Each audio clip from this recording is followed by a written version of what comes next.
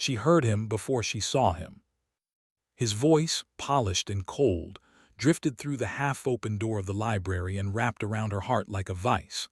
Ilara paused in the corridor, a silver tray of untouched confections trembling in her hands. She had been searching for him, hoping to share a quiet moment away from the glittering crowd that filled Thornwood Hall for the summer ball. Instead, she found herself frozen, a hidden witness to her own quiet devastation. "My marriage," Alexander's tone was smooth as marble, utterly unhurried. "A sensible arrangement. The Duchess fulfills her role admirably, but I never wanted a wife who required my affection. She is a duty, nothing more." A low chuckle answered him. "Lord Dunmore, I confess I wondered you seemed so indifferent." "Indifference is the kindest thing I can offer her," the Duke of Ashford replied. "I will not pretend to feel what I do not. Ilara knows her place. She expects nothing from me and I expect nothing from her. It is far simpler that way." The tray slipped from Ilara's fingers before she could stop it. Porcelain shattered against the marble floor, the sound splitting the quiet like a scream. Both men turned. Alexander's dark eyes met hers through the doorway, and for one suspended heartbeat she saw it. Not regret, not guilt. Only a faint, weary irritation, as though she had inconvenienced him by overhearing the truth. She did not weep. She did not speak. She simply turned and walked, her silk slippers whispering over the cold stone, her back straight, her face a porcelain mask. The music from the ballroom swelled behind her, but she heard nothing. Only those words over and over. A duty, nothing more. She had been a duchess for 2 years. 2 years of quiet hope, of small gestures left unnoticed, of longing gazes cast across an endless, empty table. She had entered this marriage with a heart full of fragile, foolish dreams, believing that time and tenderness could soften even the sternest man. She had watched him from afar, admired the sharp intelligence in his eyes, the way he carried the weight of his dukedom with unflinching dignity. She had fallen in love with a phantom, a version of him she had stitched together from stolen glances and brief, courteous words.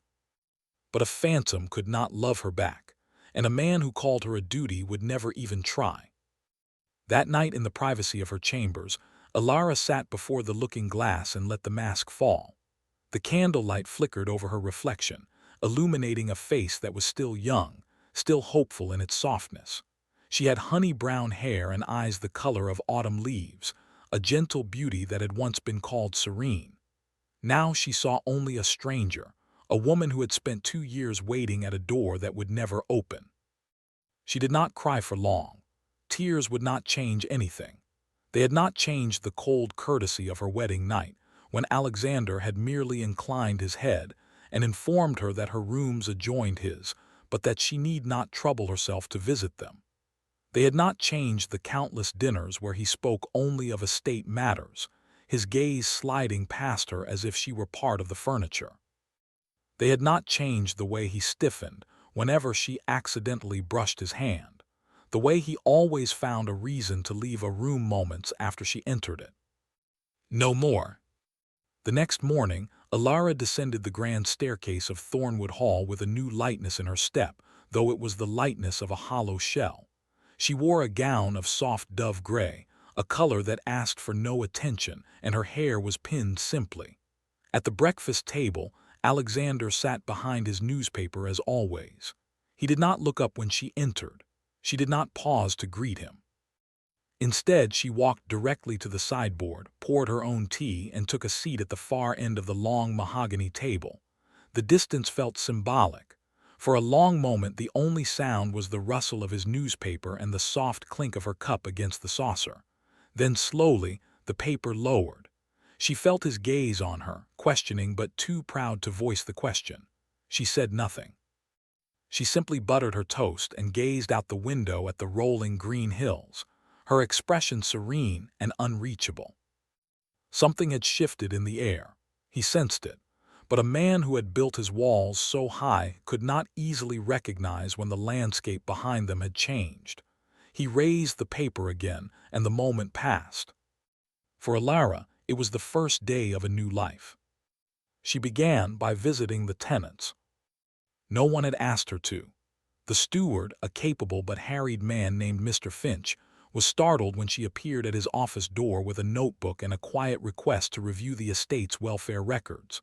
For years, the Duchess of Ashford had been a decorative figure, a polite presence at village fetes but never an active one. Alara changed that within a fortnight. She walked the muddy lanes to the farthest cottages, sat by smoky hearths, listened to the worries of farmers and their wives. She learned of leaky roofs, sick children, fields that yielded too little. She did not offer empty sympathy. She took notes, asked practical questions, and returned to the hall with lists of needed supplies. Within a month, she had organized a small school in the village hall, hiring a gentle young woman to teach the children their letters. She began a fund for widows, using a portion of her personal allowance. She did it all quietly, without fanfare, without seeking anyone's approval. Least of all his. Alexander noticed her absences before he noticed her work. The great house felt strangely still without the sound of her light footsteps in the corridors, without the occasional glimpse of her reading in the window seat of the morning room.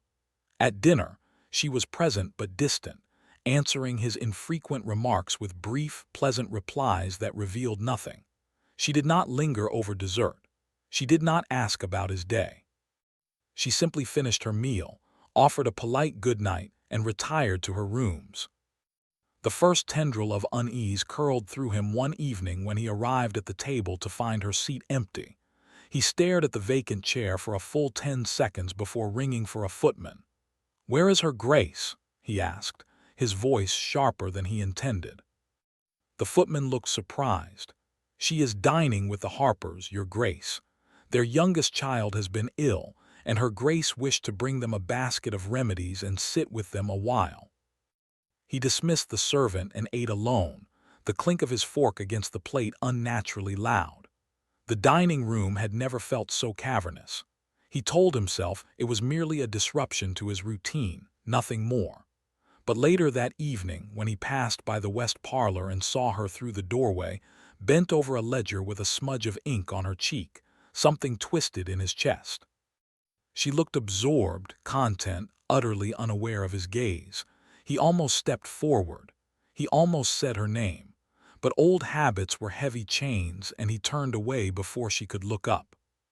The second emotional blow came at a garden party hosted by Lady Pemberton, a woman whose smiles for Alexander had always been a shade too warm.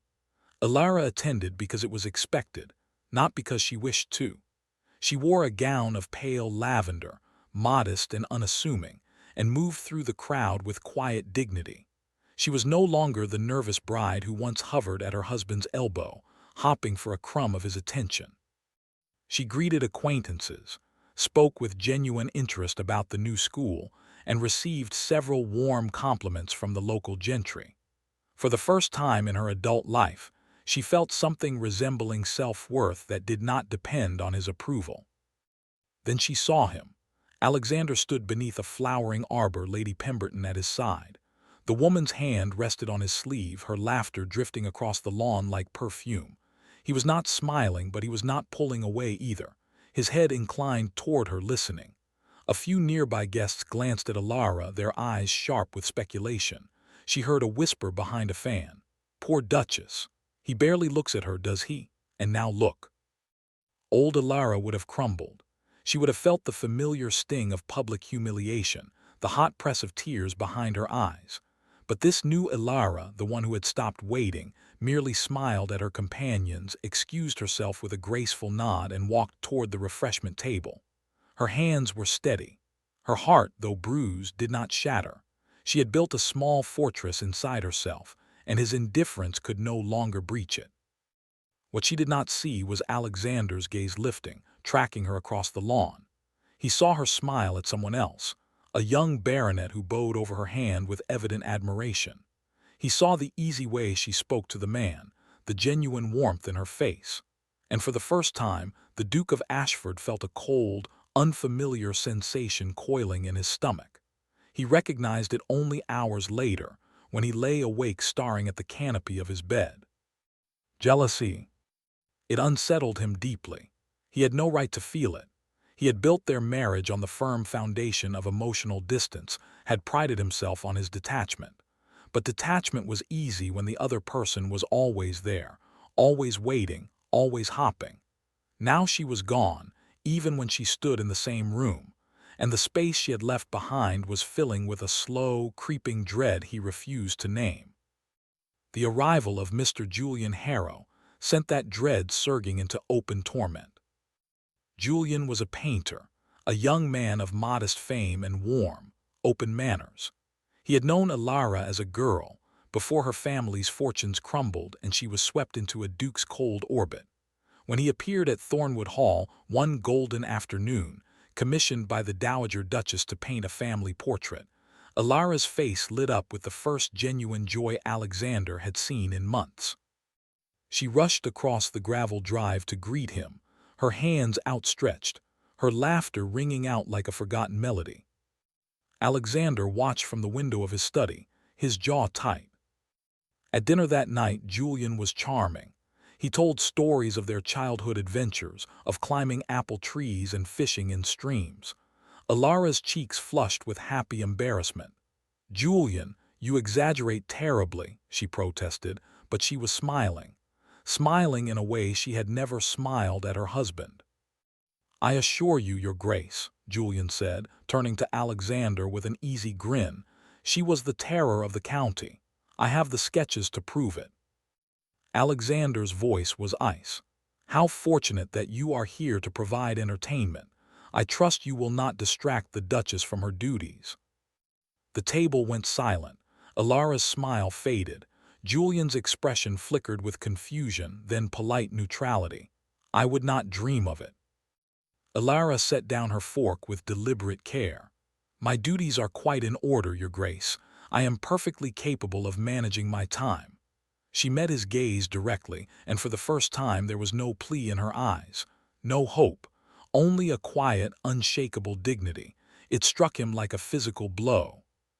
He excused himself shortly after, claiming estate business.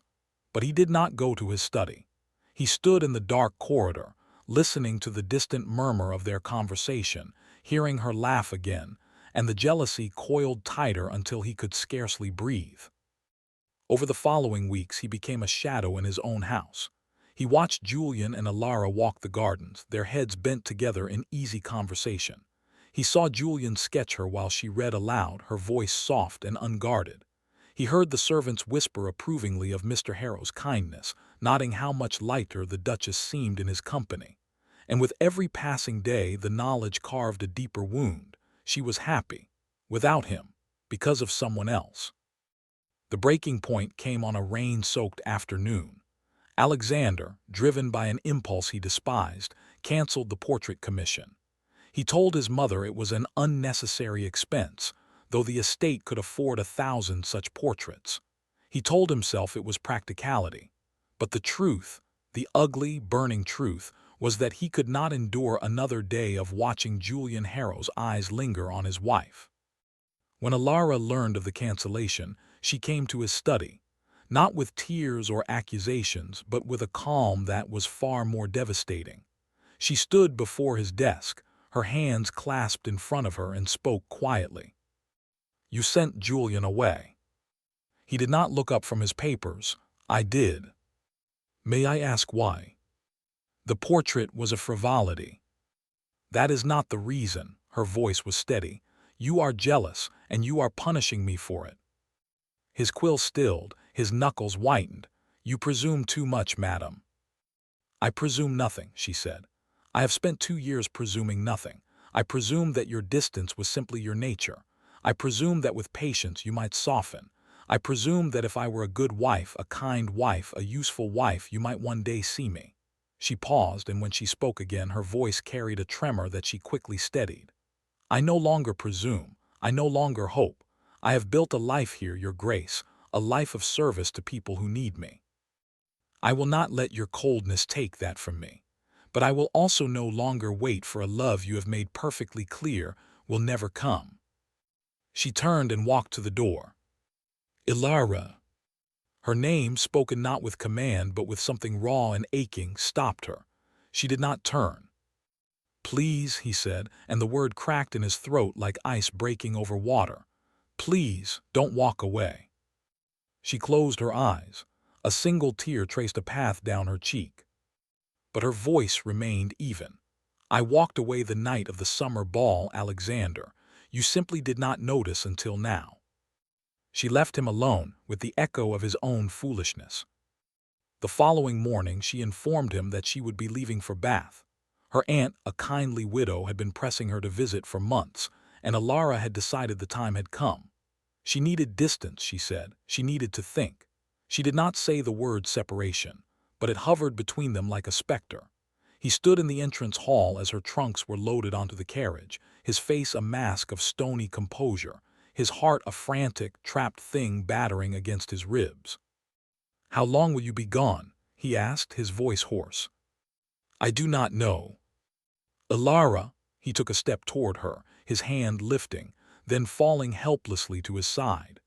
There were 1,000 things he wanted to say, but they were tangled in years of silence, and he could not find the thread. She looked at him then, really looked, and for a moment her gaze softened with something that might have been sorrow or might have been the ghost of the love she had once cherished. "Goodbye, Alexander." She climbed into the carriage. The door closed, and the Duke of Ashford watched the dust rise behind the wheels until the road was empty and the world felt hollowed out. That night he paced the corridors of Thornwood Hall like a restless ghost. The silence was deafening. Every room whispered her name. The morning room where she used to read, the garden where she had laughed with the children, the dining table where her place sat empty, a silent accusation. He had thought he was protecting himself from pain by holding her at a distance. He had never imagined that the true agony would be the distance she chose. It was in his study near dawn that he found the first crack in the wall he had built around his own heart. Searching for a ledger, he stumbled upon a loose floorboard beneath the heavy rug. He would have ignored it, but the edge of something pale caught his eye. He knelt, pried the board free, and found a small wooden box. Inside were letters, dozens of them, all addressed in his own hand, sealed but never sent, and beneath them a miniature portrait.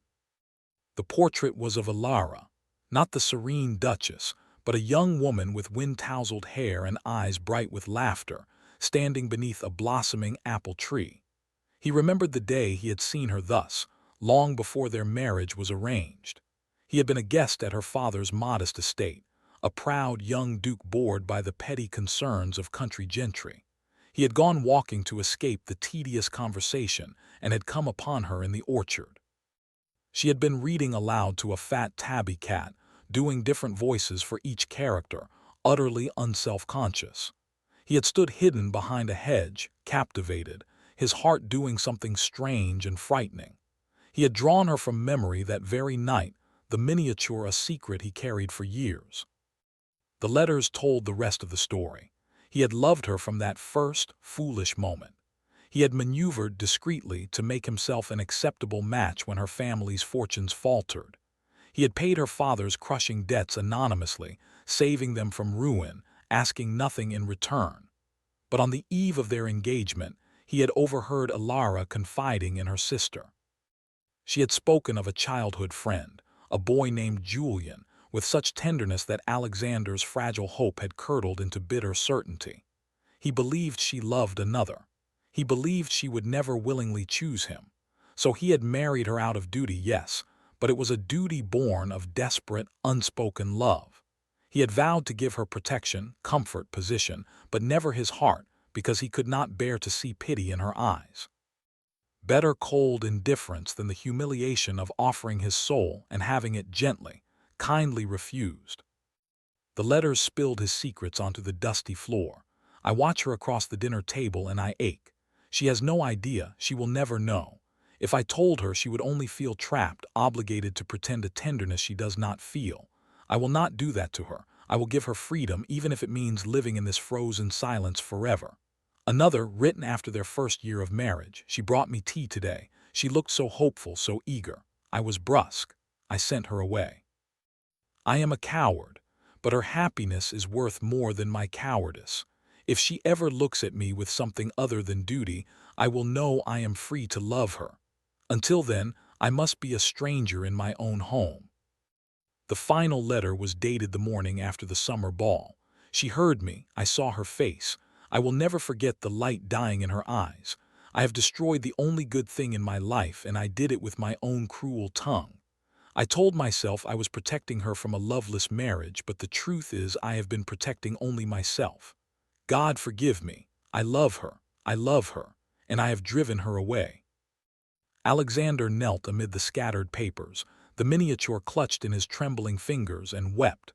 Great, ragged sobs tore from his chest, the tears of a man who had locked his heart away for so long that its release was an agony. He wept for his foolish pride, his wasted years, the ghost of his wife's hopeful smile. He wept for the love he had starved and the woman he had shattered. Then he rose. His face was wet, his hands unsteady, but his purpose was iron. He would go to Bath. He would find her. He would kneel at her feet if necessary, and he would tell her everything, even if she turned away, even if she could never forgive him. She deserved to know the truth. Dawn was breaking over the Avon Valley when his carriage thundered to a halt outside his aunt's modest townhouse. He had not slept. He had not eaten. He looked, by all accounts, like a man who had walked through a storm. He barely waited for the door to open before he was striding inside, ignoring the startled protests of the butler. He found her in the small back garden, seated on a stone bench beneath a canopy of climbing roses. She was alone, a book lying forgotten in her lap, her gaze fixed on the pale morning sky. She looked thinner, he thought, tired. But there was a stillness about her that he had not seen before, a quiet strength that made his throat tighten. She turned at the sound of his footsteps and rose slowly. Her expression was wary, guarded. "Alexander, what are you doing here?" He stopped a few paces from her, his chest heaving. The words he had rehearsed during the long night scattered like leaves in the wind. In the end, there was only the simple, devastating truth. "I love you," he said, his voice cracked, raw and broken. "I have loved you since the moment I saw you in your father's orchard, reading to a cat. I have loved you through every silent dinner, every cold good night. I married you because I could not bear the thought of you belonging to anyone else, but I was too much a coward to tell you. I thought you loved Julian. I thought you would never want me. So I hid behind duty and indifference because it was easier than risking your rejection. I let you believe you were nothing to me, when all along you were everything." He drew a shuddering breath. "I know I have no right. I know I have hurt you unforgivably. But I could not let you go without telling you that the coldness was never about you. It was about me. My fear, my pride, my utter miserable blindness. You are not a duty, Alara. You never were. You are the very heart of me, and I have been dying slowly without you." Silence stretched between them, filled only by the distant call of a thrush and the whisper of the roses. Alara's eyes shimmered with unshed tears. Her lips parted, but no sound came. She took one step toward him, then another, her hand lifting to touch his cheek, her fingers trembling. "I know," she whispered. He stared at her, uncomprehending. "You know." "I found the letters," she said, her voice barely audible. "The night before I left. I went to your study to leave a note, and I saw the floorboard.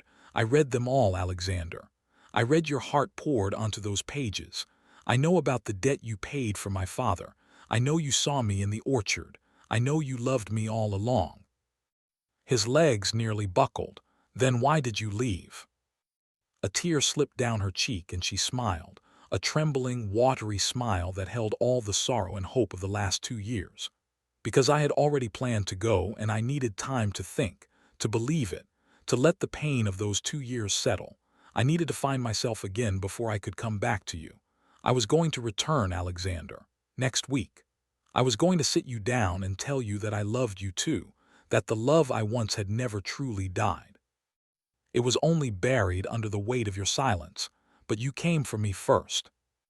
He caught her hand and pressed it against his lips, his eyes closing as a sob of relief shuddered through him. "I do not deserve you. I will spend the rest of my life trying to earn your forgiveness." "There is nothing to forgive," she said softly. "We were both afraid. We were both hiding, but I am done hiding. I want to laugh with you.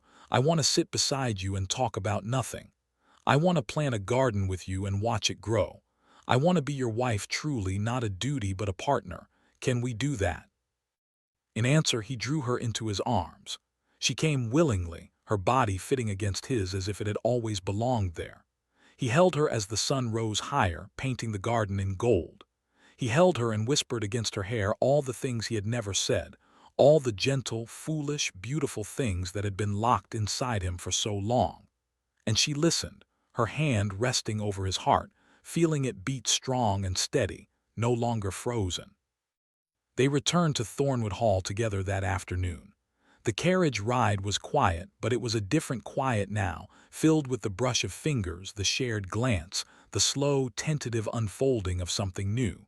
When they walked through the great doors, the servants exchanged startled, hopeful looks. The house felt different, warmer. Months passed, and the transformation was visible to all. Alexander still carried the weight of his responsibilities, but the hard lines of his face softened whenever Alara entered a room. He sought her opinion on estate matters, walked with her through the tenants' cottages, sat beside her in the evenings while she read aloud. He commissioned a new portrait, this time of Alara alone, painted by a talented young artist from the village. In it, she was seated in the orchard where he had first seen her, a cat curled at her feet, her smile serene and full of light. The miniature he had kept hidden for so long now rested in a locket around his neck, a secret made sacred. One evening, as autumn painted the hills in shades of amber and crimson, they stood together on the terrace overlooking the valley. She leaned into his side, his arm wrapped securely around her shoulders. The air was crisp and sweet with the scent of wood smoke. "I used to stand here alone," she murmured, "and wonder if I would ever feel like I belonged." He pressed a kiss to her temple. "Do you belong now?" She turned her face up to his, her eyes soft. "More than I ever dreamed possible. I stopped waiting for love, Alexander. And in letting go, I found it waiting for me all along, waiting for you to be brave enough to speak." "I was a fool," he said, his voice thick with emotion. "Perhaps," she said, and her smile held no bitterness, only the quiet, radiant peace of a heart healed. "But you are my fool, and I am your duty no longer." "No," he agreed, pulling her closer. "You are my life." They stood together as the stars began to prick the darkening sky, two souls who had wandered through the cold wilderness of silence and misunderstanding, and had finally, at long last, found their way home. And the house, for the first time in its long and storied history, was truly filled with love. If you enjoyed this story, don't forget to give it a like and subscribe to the channel. Also, let us know in the comments which country you're watching from. Your support means a lot to us. Thank you for watching and see you in the next amazing story.